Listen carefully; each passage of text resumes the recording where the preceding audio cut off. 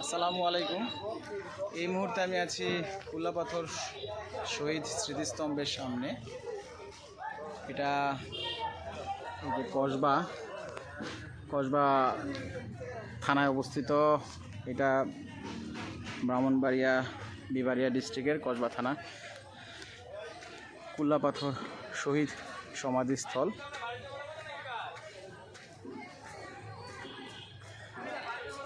এখানে আমি আছি এই মুহূর্তে।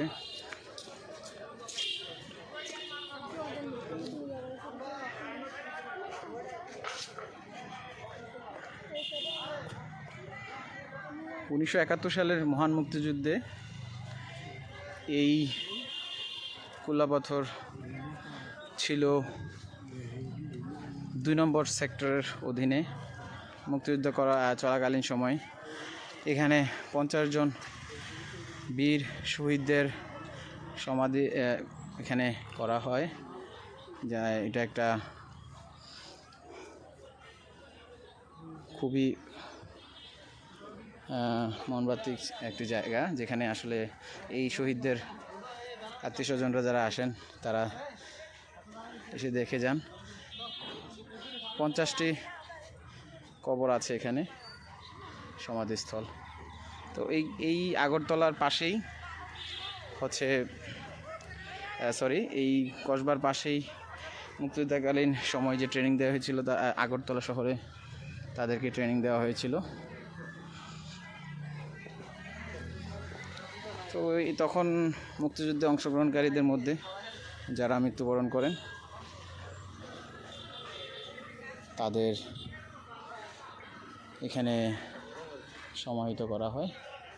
এই হচ্ছে কুল্লাপাথর সমাধিস্থল।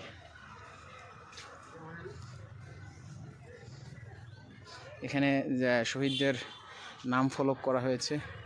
যারা এখানে যারা মৃত্যুবরণ করেছেন তাদের নাম ফলক প্রায় 50 জন এখানে। 50 জন, 48, 49, 50 অজ্ঞাত।